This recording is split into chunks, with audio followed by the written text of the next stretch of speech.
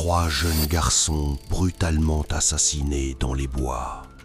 La ville a chassé Satan et a trouvé 3 adolescents. Ils ont perdu 18 ans derrière les barreaux. Mais qui est le vrai tueur? Le mystère de West Memphis. 1993, West Memphis, USA. Une soirée tranquille. Mais le 5 mai a changé cet endroit à jamais. 3 garçons sont partis faire du vélo. Le soleil s'est couché, mais ils ne sont pas revenus. Les parents étaient inquiets. La police a lancé une recherche. Toute la ville était en alerte. Les recherches ont continué toute la nuit dans les collines de Robin Hood. L'espoir s'estompait. Le lendemain, des traces macabres ont été trouvées près du ruisseau. Les corps ont été retrouvés. Ce n'était pas un accident. La peur et la colère se sont emparées de la ville. Qui est le tueur? Damien Eccles. Son crime? Porter du noir et lire des livres de magie. Et Jesse Miskelly. Un adolescent au QI faible. La proie la plus facile.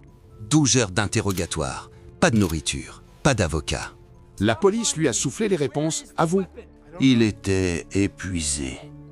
Il voulait juste rentrer chez lui.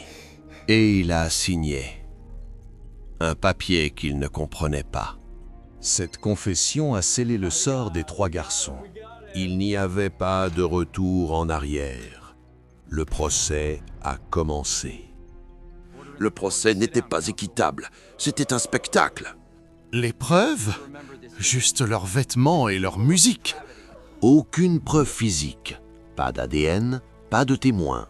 Pourtant, le verdict est tombé. Damien, peine de mort. Jason et Jessie, prison à vie. Alors que le vrai tueur riait en liberté. 3 vies d'adolescents enterrés derrière les murs.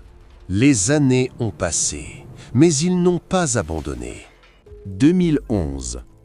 La nouvelle technologie ADN a tout changé. Il a été prouvé qu'ils n'avaient aucun lien. Après 18 ans, ils sont finalement sortis libres. Mais qui rendra leur jeunesse perdue? Qui est le vrai tueur? La question demeure. La justice arrive parfois trop tard. Stevie, Michael, Christopher, nous ne vous oublierons pas. Qu'en pensez-vous?